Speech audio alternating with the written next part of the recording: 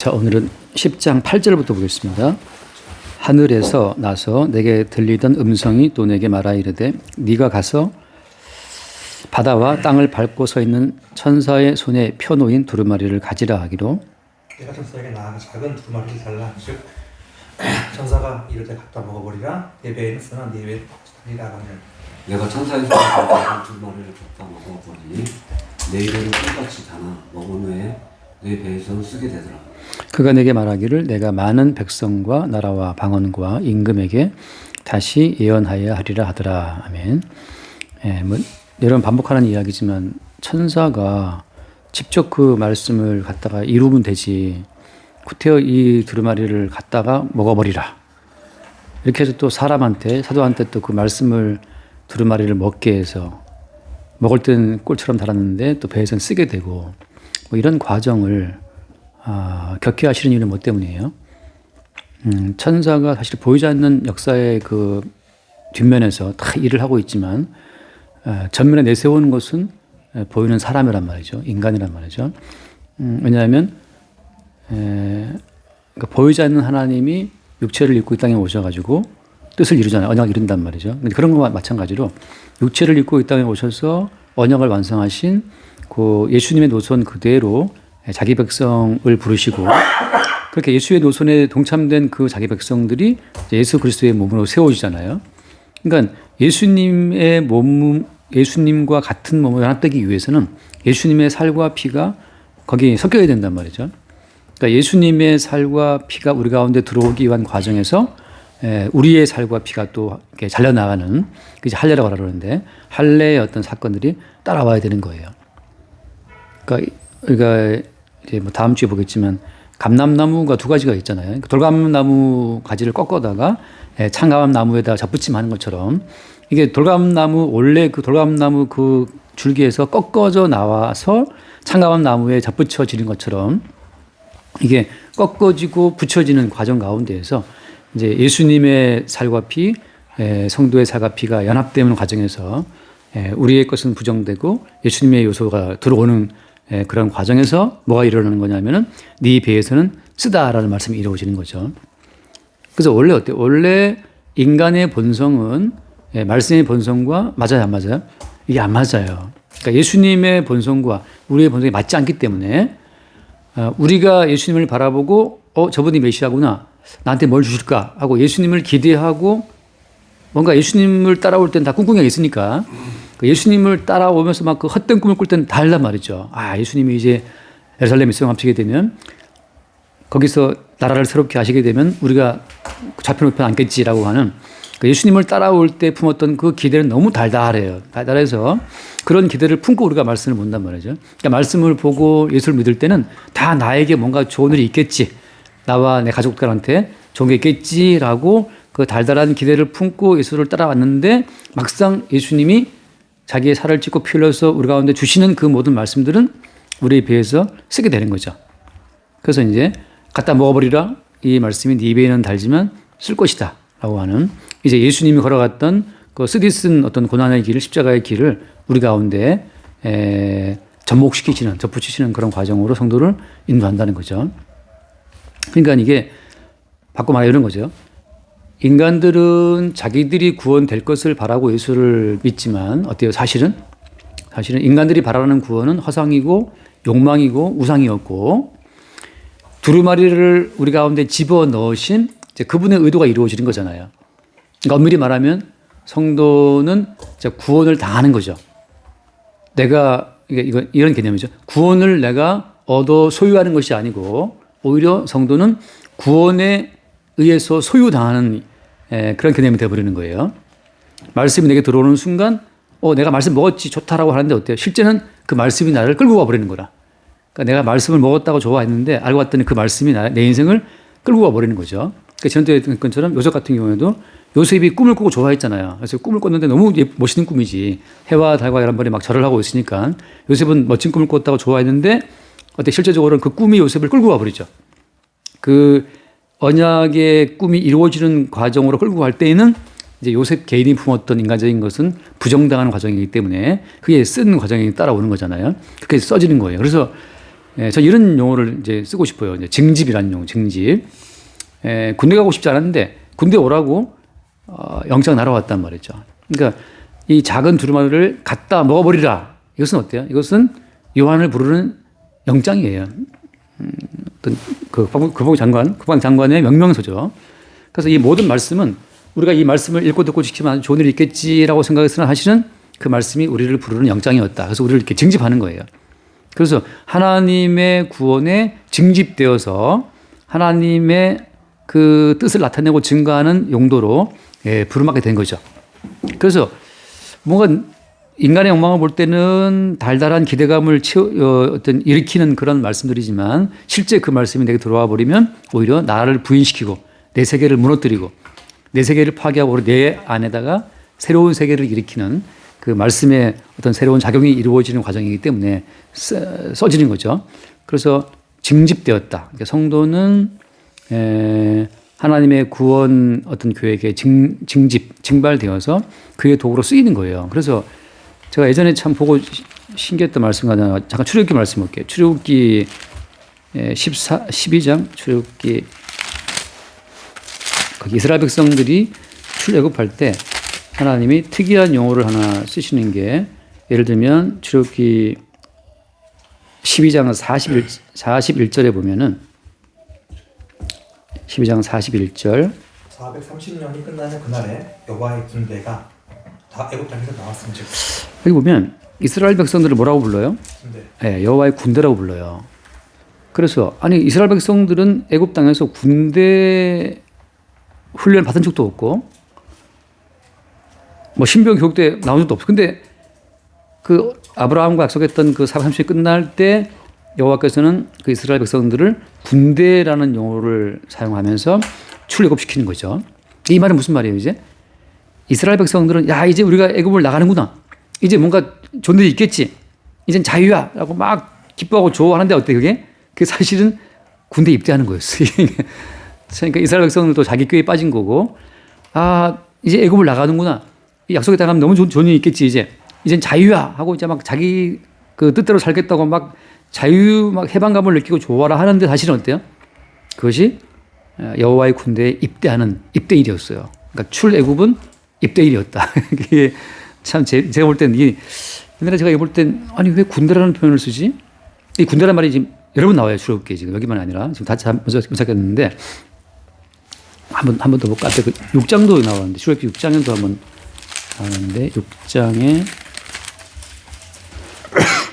하나님이 모세를 부르실 때부터 이미 군대라는 용어를 몇 절이죠?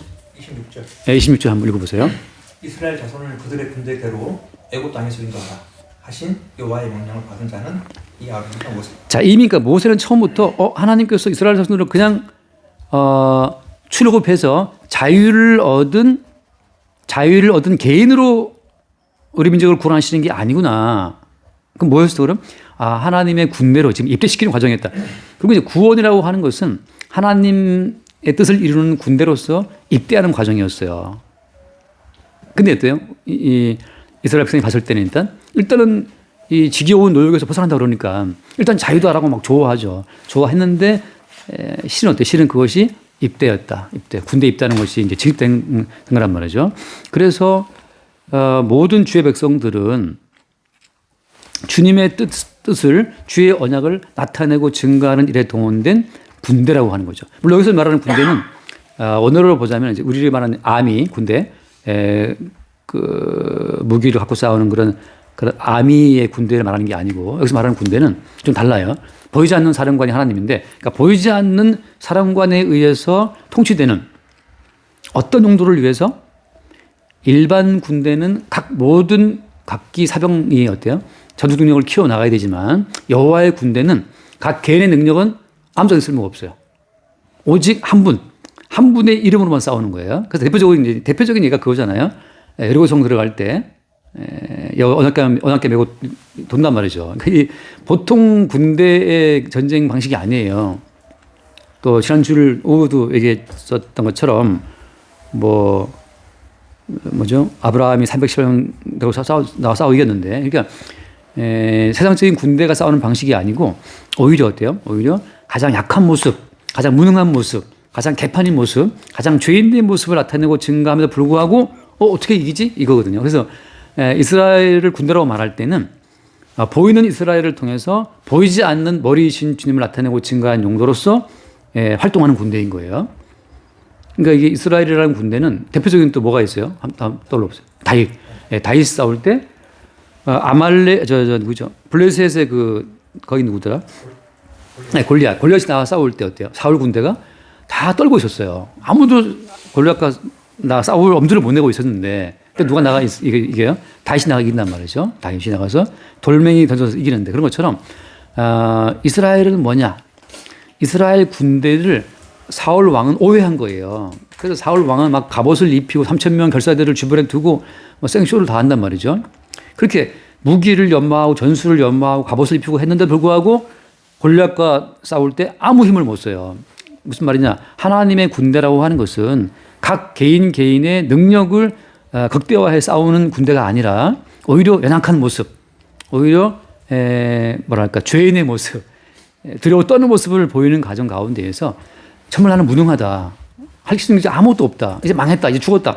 이제 끝났다라고 하는 그때에 다윗이 등장함으로 말미암아 정말 놀라운 방법으로 짐승 다룰 때 쓰는 물돌이잖아요. 그 물돌이. 그러니까 짐승 다루듯이 골리앗을 때려 부수는 그 특이한 어떤 전투 방식으로 이기는 다윗을 증가하는 용도로서의 이스라엘 군대였던 것처럼 보이지 않는 그리스도 예수의 승리를 나타내고 증가하는 용도로서의 군대가 이제 성도라고 하는 거죠. 그래서 이제 이스라엘 백성들이 제로부터의 해방, 애고로부터의 해방, 자유 그 모든 것이 사실은 주의 뜻을 위해서 동원된 군대로서의 입대했던 것처럼 지금 이 천사가 두루마리를 먹어라 이렇게 말할 때는 입에는 쓰지만 달다 배에는 이렇게 말하는 것은 이제 모든 성도가 내 뜻이 아니고 나를 부르신 뜻, 그분의 뜻을 위해서 동원되어 살아가는 인생이라는 사실을 보여주는 거예요. 그래서 한 번 더 읽어볼게요. 요한복음 21장. 그러니까 이미 봤죠, 그죠? 우리 어디죠? 구약에서 스가랴서에서 봤죠, 이미 두루마리 먹어버리는 사건은. 지금 다시 안 볼게요. 일단 나중에 보고. 요한복음 21장을 또 보면 요한복음 21장에 베드로한테 하신 말씀 가운데 하나죠. 남인에게 띠띠고 하는 거 몇 절에 18절 말씀 볼까요? 18절. 내가 진실로 진실로 내게 이르노니 네가 젊어서는 스스로 뛰고 원하는 곳으로 다녔거니와 늙어서는 네 팔을 벌리니 남이 내게 피 띄우고 원하지 아니하는 곳으로 데려간다. 띠를 띄운다는 말은 이제 옷을 입힌다는 얘기인데, 그러니까 젊을 때는 스스로 네가 옷을 입고 신발 신고 원하는 대로 막 돌아다녔지만 늙어서는 늙다는 말 자체가 이제는 이제 때가 된 건데 늙어서는 네 팔을 남들이 벌리고 그러니까 내 팔을 벌리면 남들이 나한테 띠를 띄워주고 옷을 입히고 원하지 않는 곳으로 데려간다. 말씀처럼 이제 베드로 개인의 의지, 베드로 개인의 의사는 이제 안 중요한 거예요. 베드로 속에 들어온 말씀이 베드로를 끌고 간다고 하는 거죠. 그러니까 말씀이 우리를 끌고 간다고 하는 거. 그래서 그런 말씀이 있죠. 주의 말씀은 내 발의 등이요. 그다음 뭐라고 했어요? 내 길의 빛이라는 말씀이 있어요. 주의 말씀은 내 발의 등이요. 내 길의 빛이다 그러는데 거기서 많은 분들이 오해하는 게 뭐냐면 내가 살아있는 상태에서 내 길을 잘 고르기 위해서 주의 말씀을 내가 써야지 이게 아니라는 거죠. 오히려 주의 말씀이 살아있기 때문에 살아있는 말씀이 우리에게 들어와 버리면 그 말씀이 우리를 끌고 가는 거예요. 그러니까 군대라고 하는 것은 지휘관은 안 보여도 어때요? 지휘관 명령사가 오면 그대로 움직여야 돼요. 그러니까 지휘관은 본 적도 없어요. 저는 군대에 있을 때 정말 중대장 별로 못 봐요. 얼굴 못 봐. 중장은 나오지도 않아. 잘 나오지도 않아. 다 그냥 부관들하고 인사기하고 그러는데 부대장이 이제 받아오기도 하고. 그러니까 명령서를 받으면 그대로 그냥 진행해야 되는 것처럼 이제 모든 성도는 내가 내 인생을 세워나가기 위해서 그래 말씀이 비치니까 말씀 이용하자. 말씀 도움들이 있을 거야. 그렇게 말씀을 이용할 수 있는 것이 아니고 이미 성도가 갖다 먹어버린 성도 속에 삽입된 그 말씀이 성도를 끌고 간다는 거죠. 그 이야기고 그래서 이제 돌아와서 11절 말씀 11절 그가 내게 말하기를 내가 많은 백성과 나라와 방언과 임금에게 다시 일어나야가 아니다. 자, 일단은 이제 자 이걸 먹었어요. 말씀을 두루마리를 먹은 그 다음에 말하기를 네가 다시 예언을 해야 된다라고 하잖아요. 누구한테? 요한. 많은 백성, 요한한테 누구한테 말을 예언하라? 많은 백성과 나라와 방언과 임금에게 다시 예언을 해야 된다. 자, 다시라는 말을 할 때 이 다시라는 말이 뭐 again.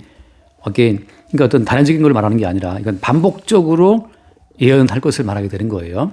자, 무슨 말 성도의 인생은 이미 여호와의 군대로 징집된 이 다음부터는 어떤 기능을 발휘하는 거예요. 아까 처음 말했던 것처럼 아까 말했던 것처럼 이스라엘 군대는 그들의 무능력함과 그들의 죄인됨 자체를 오히려 나타냄으로 말미암아 뭘 증거하는 거예요? 예수 그리스도의 십자가의 승리를 증거하는 사람들이란 말이죠.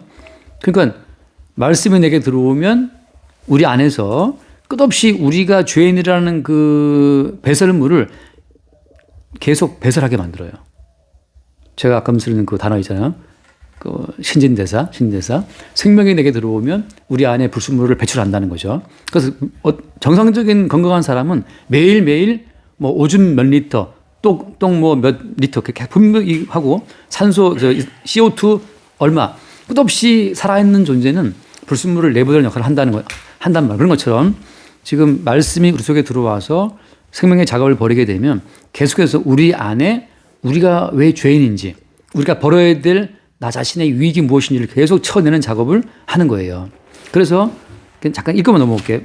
빌립보 3장 말씀, 빌립보 3장 7절 보면 그러나 무엇인지 내게 유익하던 것을 내가 그리스도를 위하여 다 해로 여긴다. 또한 모든 것을 해로 여긴다. 그러니까 예수 그리스도를 아는 지식 이외에는 다 버리고 모든 것을 잃어버리고 배설물로 여김은 그죠? 그리스도를 얻고라고 하잖아요. 그러니까 징집된 주님의 군대로서의 군사는 자기를 위한 유익은 항상 이 배설물이야. 그건 늘 버려지고 나서 뭐만 얻어요? 딱 그리스도만 남게 되는 거죠. 그래서 나의 나됨은 그리스도의 은혜라는 것을 고백하는 그 상태가 그게 일단 예언이 돼요. 예언이. 그러니까 자 다시 말하면 성도는 자기의 잘됨과 자기의 성공과 성취를 자랑하는 것이 아니고 나의 유익된 성취와 성공은 오히려 배설물로 배설되게 하시고 나의 나된 것은 은혜였구나. 현재 나의 존재 자체가 이게 주님의 은혜라는 사실을 증거하는 용도로서 지금 성도 존재하고 있다는 거죠. 그게 성도가 하게 될 예언의 주제가 뭐라는 소리예요? 주제가? 얘네 초점이 그리스도를 얻고 하는 그리스도만 나타내고 증거하는 것이 그게 성도의 어떤 예언의 주제가 돼요. 그러니까 그 과정에서 뭐가 따라오는 건지 뭐가 전제돼야 되는 거예요? 나는 죄인 중에 괴수라는 게 따라와야 되는 거죠. 그러니까 구원을 얻은 사람은 특징이 뭐냐? 세월이 갈수록 내가 정말 죄인 맞고 내가 정말 쓰레기 맞다. 자기 속에 죄인됨, 쓰레기, 배설물들을 매일매일 더 깊이 있게 보게 되는 사람들이 구원받은 사람이고 반대로 어때요? 구원을 받지 못한 사람, 주님의 군대로 징집되지 못한 사람들은 계속 자기의 죄를 가리기 위해서 애를 써요. 이거 말씀 지켜서 내 죄 가리고 이거 행해서 내 죄를 가리고 그게 말하자면 그 사울 왕이 갑옷을 입히고 무기로 무장을 시켜가지고 골리앗과 싸우려고 했는데 어때요? 백성 이길 수가 없지. 근데 어때요? 갑옷도 입지 않고 투구도 안 맞아. 오히려 다윗은 투구도 벗고 갑옷 다 벗고 그냥 맨몸 그대로 나가서 막 들고 나가서 이긴 거란 말이죠. 그런 것처럼 구원받은 성도는 자기의 죄인됨을 솔직히 인정함으로 말미암아 자유를 얻어요. 성도는 뭐 가려봐야 소용없어. 내가 죄인 거 다 알아. 근데 구원받지 못한 사람들은 혹시 구원이 날아갈까 싶어가지고 또 말씀시키고 이대로 하면 주님이 사랑해 주시겠지. 그러니까 모든 교회 교인들을 봐요. 다 벌벌 떨고 있어. 혹시라도 뭐 잃어버릴까 싶어가지고. 그래서 이거 하면 또 내 딸의 팔 부러졌어.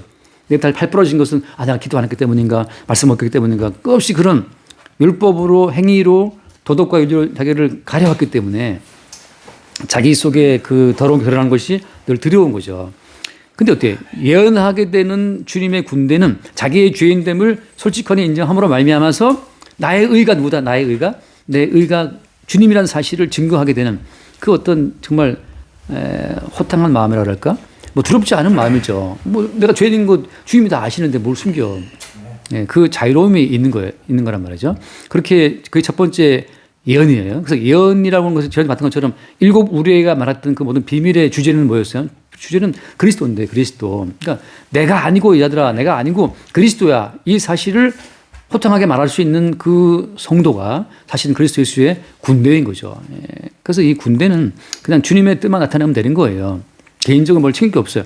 자, 그게 이제 첫 번째 예언의 주제인데 또 하나 중요한 건 뭐냐면 예언을 해야 될 대상이 누구냐 하면 많은 백성과 나라와 방언과 임금들이기 때문에 여기서 이 말을 쓰는 이유는 뭐냐면 지금 그러니까 다른 예수, 다른 복음, 다른 그리스도와 다른 영이 지금 쫙 퍼져 있는 거예요. 이미 앞에서 봤다시피 그 황충의 꼬리 권세 있잖아요. 황충의 꼬리 권세, 머리 권세. 머리 권세는 뭐 트럼프든 뭐 지금 푸틴 지금 또 그 바이든이 또 막판에 또 인기 많았또 왜 그 우크라이나한테 또 그 장거리 미사일 허용한 바람에 또 지금 전쟁이 크게 생겼는데 그러니까 지금 이 끝없이 피 흘리는 이 판도를 만들어내는 자들은 다 이 정치 리더들이란 말이죠. 황충의 머리에 해당되는 사람들이 피를 흘리게 만들고 꼬리에 있는 사람들. 그러니까 이 꼬리에 있는 자들은 뭘 말하는 건지 알면 끝없이 인간이 자기의 행위로 말미암아서 하나님을 기쁘시게 할 수 있다라고 말하는 인간이 자기 행함으로 말미암아 하나님 뜻을 이룰 수 있다고 말하는 사람들이 이 가짜들이고 이게 꼬리에 해당되는 자들인데 이 다른 복음과 다른 예수와 그다음에 다른 영에 대한 이 차이 자체를 말할 수 있을 때 우리가 예언이 된단 말이죠. 그래서 하나 얼른 읽고 넘어올게요. 그 고린도후서 11장에 고린도후서 11장 고린도후서 11장 4절 말씀 보면 4절에 만일 누가 가서 우리가 전파하지 아니한 다른 예수를 전파하거나 혹은 너희가 받지 아니한 다른 영을 받게 하거나 혹은 너희가 받지 아니한 다른 복음을 받게 할 때는 너희가 잘 용납한 게 이게 참 이게 아이러니한 게 뭐냐 하면 사도 바울이 세웠던 교회들인데 다 어때요? 그 바울이 떠난 그 다음에 다 다른 예수와 다른 복음과 다른 영이 다 들어가 버린 거예요. 그러니까 사도 바울은 오히려 소수에 몰려버리고 다수를 차지한 자들이 누구냐 하면 다른 예수를 전파하고 다른 복음을 전파하는 이 가짜들이 그 당시에 모든 이 보이는 교회를 장악했다고 하는 거죠. 근데 어때요? 이게 이제 정세의 맥락을 보게 되면 이게 자연스러운 거예요. 끝없이 다시 예언하라 그 말은 뭐냐 하면 똑같아요. 지금 바울도 지금 다시 예언하고 있는 거예요. 무슨 말이냐? 복음 자체를 한번 전했다고 해서 그 복음이 고정되는 게 아니에요. 복음은 끝없이 살아서 굳어버린 것들을 또 잘라내고 깨트려내고 또 다시 새로운 살이 돋게 하는 식으로 이게 바울이 말하자면 I die every day. 내가 매일 죽는다는 것처럼 날마다 죽는다라고 하는 요 매일매일 죽음의 사건이 벌어지지 않으면 이미 그는 어때요? 굳어진 자고 다른 예수와 다른 복음을 또 붙들리는 자란 말이죠. 그러니까 지금 사도 이 요한 같은 경우에도 다시 예언하라. 아니 한 번 다 전했는데 아니 다시 예언해야 돼.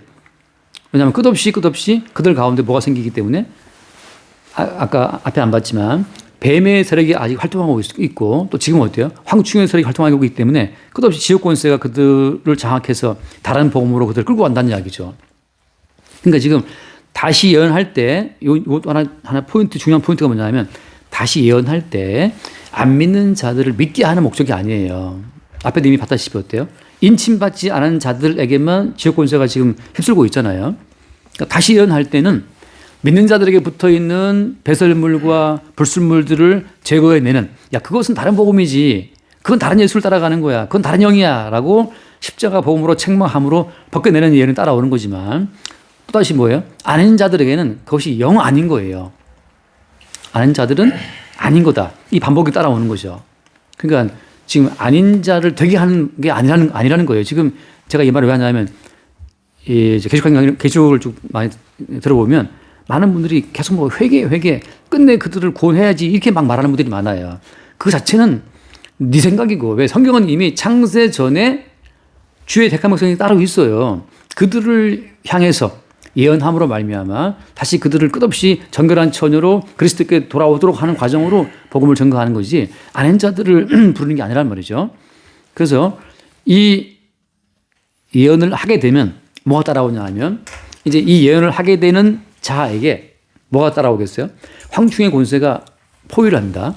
황충의 권세가 쫙 붙어가지고 계속 그 모든 예언하는 사역을 방해한다는 거죠.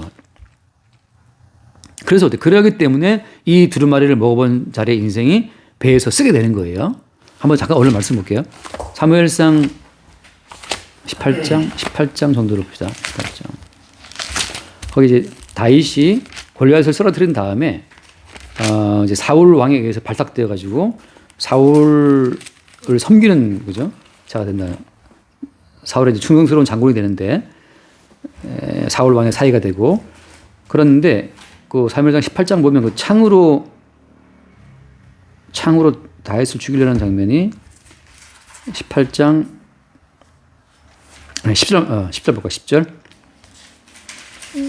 그때는 하나님께서 부르시는 악령이 사울에게 힘있게 내리네. 그가 제가 정신없이 떠들어 됨으로 다윗이 가져갔지 손으로 수복을 타는데 그때 사울의 손에 창이 있는지라. 자, 사울에게 뭐가 임했어요? 사울에게 힘있게 악령이 내렸다. 악령이. 자, 다른 예수, 다른 복음, 다른 영이 힘있게 내릴 때 있잖아요.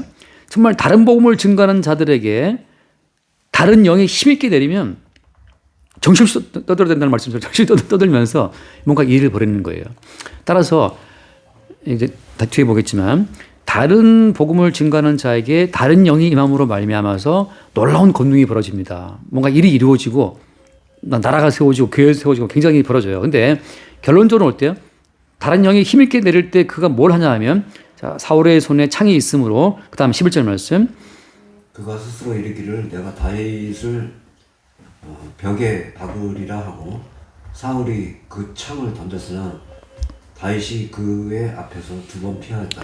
가까운데 창을 던져보면 창이 워낙 잘 던지기 때문에 이 창으로 사람을 꿰뚫고 그냥 벽에 박히는 거죠. 그러니까 지금 이 사울 왕은 자기가 지금 창을 잘 던지는 걸 알고 있어요. 그래서 자기의 창을 던져서 다윗을 벽에 박아버리겠다. 2번이나 던진 거죠. 2번 다 다윗이 피했어요. 자, 무슨 말인가 하면 사도 바울이 복음을 증거할 때 당했던 고난이라고 하는 것이 엄청난 고난인데 그중에 뭐가 있었냐면 끝없이 사도 바울의 사도성을 의심한다든지 그다음에 사도가 증거하는 그 복음이 이상하다. 왜 그런 복음을 전하느냐. 자기 부인과 자기 십자가와 자기 멸망의 복음 그게 무슨 복음이야. 복음이라고 하는 것은 내게 도움이 돼야 복음이지. 바울 네가 말하면 십자가만 증거한다 그러는데 십자가만 증거하면 결국 우리 보고 지금 죽어라는 이야기 아니야. 그래서 바울이 증거한 복음이 오히려 그들이 볼 때는 이상한 거예요. 그게 무슨 복음이야. 복음이라는 건 기뻐야지. 근데 네 말 들어보니까 기쁜 것이 아니라 우리 죽는 거라며.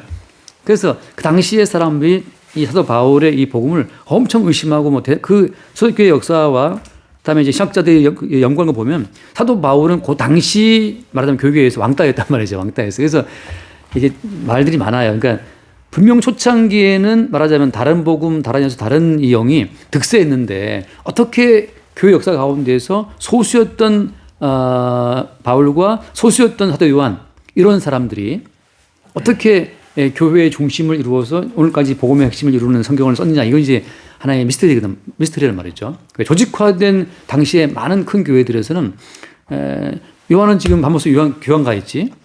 바울은 왔다 갔다 하면서 그냥 늘 소수한테만 복음을 전하고 늘 감옥 갇혀 있지 어디 당하고 있는데 우리 가짜들은 어때 떵떵거리고 교회에서 자리하고 있는 상태였기 때문에 이런 판도로 보자면 분명히 교회의 흐름 자체에서 바울은 잊혀지게 되고 요한도 잊혀져야 되는데 우리 지금까지도 바울의 이름은 남아있고 요한 남아있단 말이죠. 당시로 보자면 사울 왕이 3,000명의 정예 부대를 근처에 깔고 있었고 다윗을 창으로 죽이려고 해서 2번을 죽이려고 했었고 다윗은 도망가잖아요. 오랜 세월 동안. 다윗이 오랜 세월 동안 도망다닌다고. 그러면 불과 나중에 사울 왕이 기울고 사울 왕이 자살하게 되고 다윗이 서서히 왕이 된단 말이에요. 그런 것처럼 이게 오히려 다른 복음, 다른 예수, 다른 영을 증거하는 자들과의 갈등을 통해서 뭐가 벌어지는 거예요? 그 갖다 먹어버린 그 말씀, 갖다 먹어버린 그 모든 말씀이 배에서 쓰다라는 말씀처럼 나도 부인하고 싶은데 부인할 수가 없는 거예요. 바꿔 말하면 바울도 그래 인간적으로 볼 때는 어때요? 나도 이거 안 해. 근데 어때요? 안 할 수가 없게 되는 거지.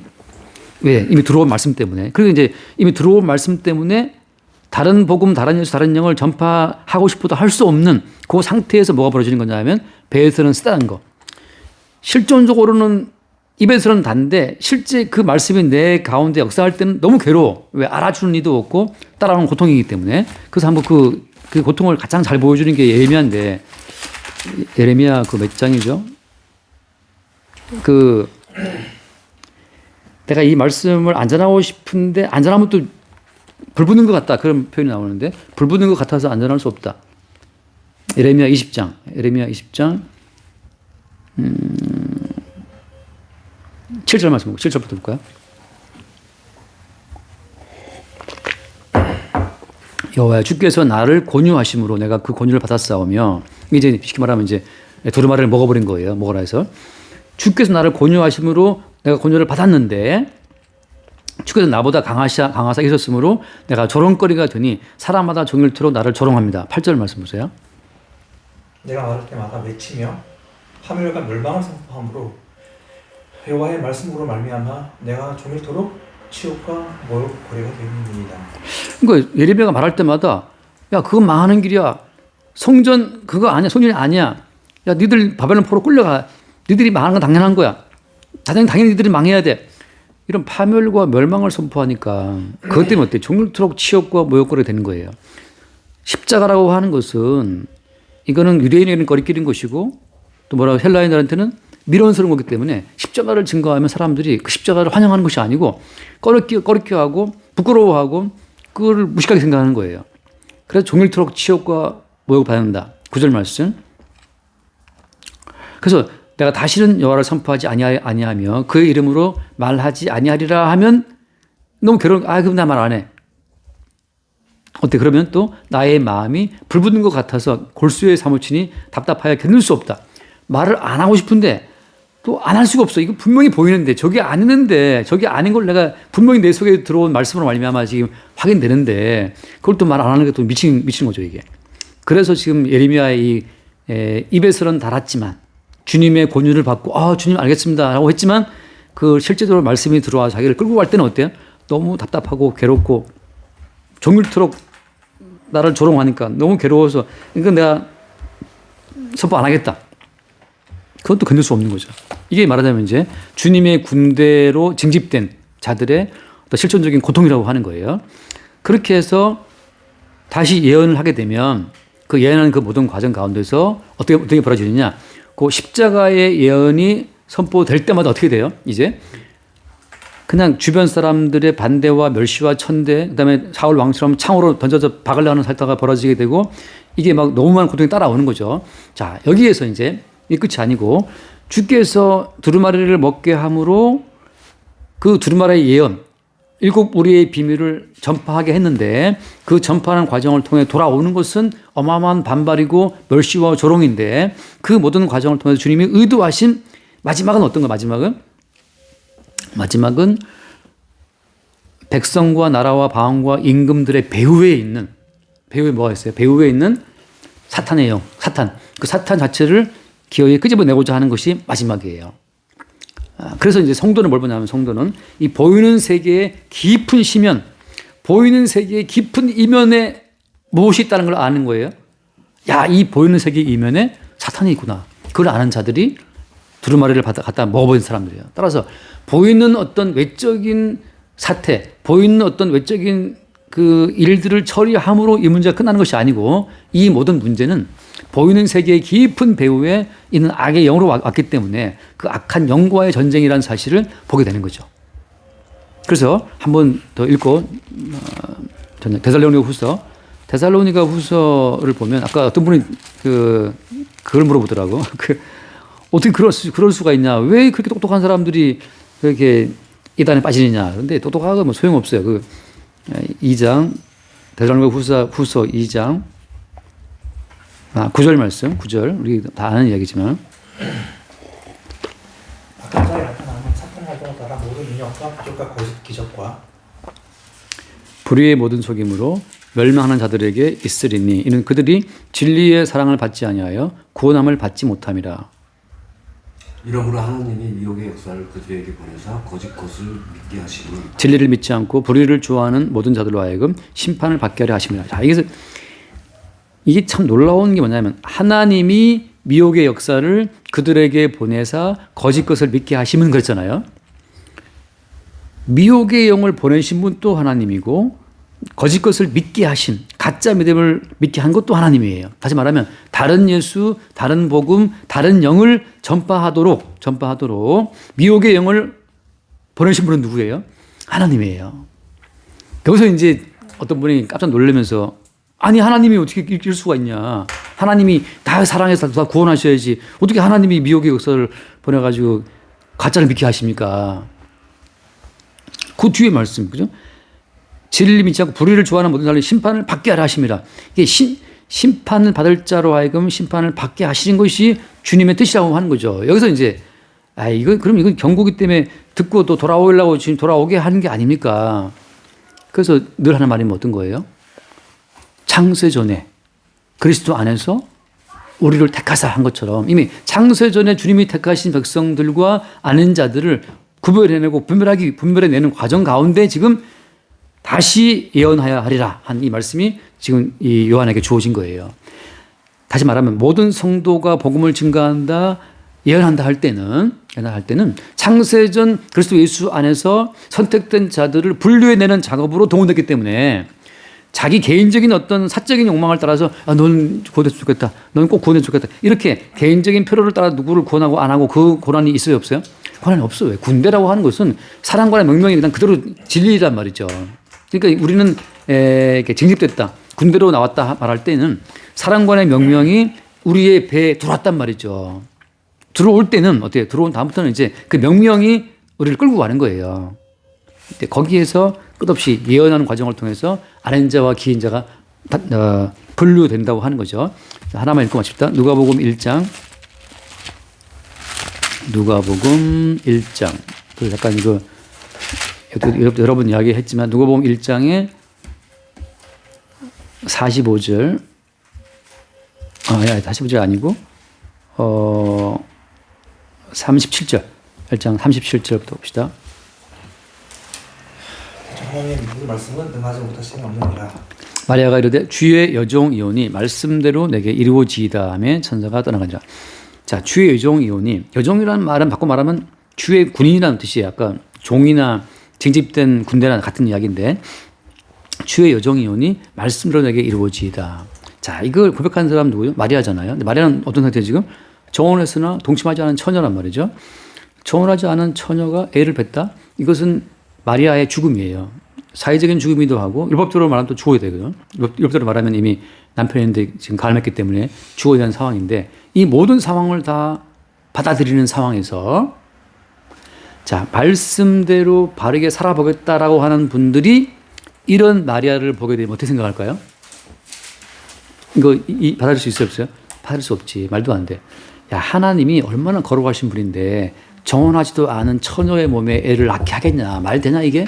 그러니까 일반적인 거룩과 거룩 개념하고 이게 다른 거예요. 하나님이 거룩하신 분이라면 경우에 맞게 율법대로 그렇게 일을 하시겠지. 어떻게 너처럼 남자도 모르는 여자한테 애를 낳게 하겠냐 말이죠. 이런 식으로 지금 율법적인 마인드로는 다가올 수 없는 이야기란 말이죠. 그러니까 하나님께서는 이게 모략이에요, 모략. 다른 예수, 다른 복음, 다른 영을 믿게 할 때에는, 미혹의 영을 믿게 할 때에는 그들의 논리와 그들의 이성과 그들의 본성에 그게 맞는 거예요. 오히려 어때요?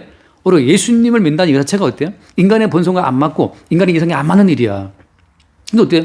우리도 그렇게 안 따라가고 싶은데 우리 속에 들어온 그 말씀이 말씀대로 이루어지이다. 이 말씀이 들어와서 잉태가 돼버렸네. 이 말씀대로 이미 막 자라고 있네.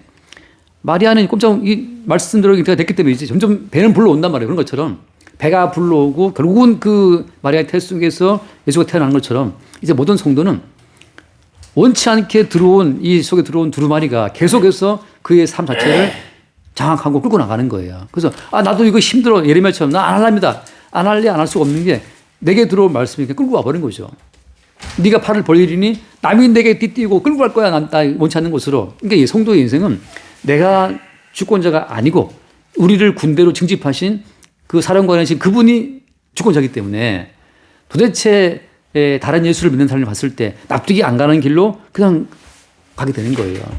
그래서 욥도 그렇고 다윗도 그렇고 요셉도 그렇고 다 자기로서는 납득할 수 없는 과정으로 가는 거예요. 나 왜 이렇게 힘들어 인생이. 근데 이미 그들 속에 들어온 두루마리가 그들을 끌고 와 버리는 거예요. 그들 속에 이미 들어온 그 말씀이 그들의 모든 삶을 통제해서 끌고 와 버리는 거지. 그 모든 과정 가운데 뭐가 드러나는 거예요? 예언의 주인공이신 십자가에 못 박혀 죽으신 예수 그리스도가 드러나는 과정으로 끌려간다는 거죠. 그게 이제 다음 주에 보게 될 두 증인이에요. 두 증인이란 뭐냐? 두 증인이라고 하는 것은 뭔가 증언을 할 게 있을 거 아니에요. 증언할 게. 그 증언할 내용이 어디 박힌 거야? 증언할 그 내용이 두루마리가 그 배에 들어와서 쓰게 된 것처럼 증언할 그 내용이 이미 배 속에 들어와 버렸어요. 그렇게 말하자면 그리스도 예수가 들어온 거죠. 그래서 그 그리스도 예수를 바깥으로 내비칠 수밖에 없어. 그게 이제 두 증인의 역사가 되는 거기 때문에 두 증인이라고 하는 것은 특별한 어떤 두 명을 말하는 것이 아니고 옛날에 박태선이도 그랬고 또 누가 그랬더라? 신천지도 이 말도 했는데 그래서 지가 두 증인 중에 하나라고. 저도 옛날에 기도 많이 할 때는 두 증인이 누군가 싶어가지고 나가 혹시 안 될까 싶어갖고 했는데 두 증인이라고 하는 것은 두루마리를 받아 먹은 모든 성도가 그리스도 예수의 영이 들어오는 모든 성도가 다 두 증인이에요. 왜 둘이냐? 둘은 증거의 숫자이기 때문에 그 다음 주에 하겠지만 그래서 이미 증인들은 원치 않게 증인으로 징집됐기 때문에 징발됐기 때문에 본인도 원치 않게 그 예단한 사역을 하게 되는 거죠. 여기까지 합시다. 주님 감사합니다. 천사의 명령대로 두루마리를 먹은 요한이 또는 두루마리를 먹게 된 성도가 행하게 되는 날을 보게 됩니다. 두루마리가 들어와 그리스도의 살과 피가 덧입혀진 성도는 이 땅에 거짓된 가치와 이 땅을 장악하고 있는 뱀의 모습들이 형상들이 구체적으로 보이게 됩니다. 이를 통해 이건 아니고 이건 가짜고 인간의 가치는 전멸되어야 되고 오직 예수 그리스도의 십자가의 그 복음만이 드러남을 믿게 되고 그 사실을 증거하게 됩니다. 이 사실 증거할 때마다 다른 복음과 다른 영의 활동이 점점 더 드러나고 그 안에서 박해와 조롱과 또 다른 방해를 받게 될지라도 성도는 이 두루마리를 먹는 순간부터 인간의 모든 가치를 부정하게 되고 오직 절대선이신 예수 그리스도의 그 의만을 증거하게 됨을 좀 믿게 됩니다. 아멘. 저희가 날마다 이 두루마리를 먹을 때마다 더욱더 우리 존재가 부정되고 인간의 가치가 부정될 때마다 그 쓴 아픔을 믿음으로 견뎌내게 하시고 이 견뎌냄을 통해 오직 예수 그리스도의 의를 더욱더 드러낼 수 있는 여호와의 군대로서 활동할 수 있도록 인도해 주시옵소서. 아멘. 예수님 이름으로 기도합니다. 아멘. 주님 감사합니다. 언제나 살아 계신 주님의 말씀을 통해서 그 말씀이 우리 몸에 들어올 때는 우리 몸에 내재되어 있던 악령과 같은 모든 배설물들이 어느 순간 다 배출되고 내 안에 숨겨진 그 신현의 그리스도의 본 모습이 드러남으로써 세상의 거짓 선지자들의 악한 영들을 분간할 수 있는 힘을 얻게 되고 늘상 그 힘으로 말미암아 우리 죄를 낱낱이 보게 되는 그 일상 속으로 우리는 항상 살고 있습니다. 늘상 살면서 죽은 말씀이 아니라 살아계신 말씀으로 인해 우리가 끌려가고 그 말씀을 통해서 항상 그 진리를 깨닫게 할 수 있는 주님의 말씀을 가까이 할 수 있도록 주님 인도해 주시기를 주님의 이름으로 기도드립니다. 아멘. 주님 감사합니다. 우리를 부르시고 우리 안에 생명의 말씀을 삽입시킴으로 말미암아 말씀이 우리 삶의 주체가 되게 하시고 말씀이 그리스도 예수의 살아있는 명령이 되게 하심으로 우리 인생을 온전히 복음을 위한 도구로 사용하여 주시니 감사합니다. 날마다 이 복음으로 말미암아 일어나는 모든 쓴 인생의 고통의 순간들을 주님이 먼저 받으신 십자가의 고난으로 받아들이게 하시고 이 삶을 통해 영생의 주인공 되신 그리스도 예수와 함께 늘 동행할 수 있도록 주의 성령으로 인도하여 주옵소서. 우리 주 예수님을 기도드립니다. 아멘.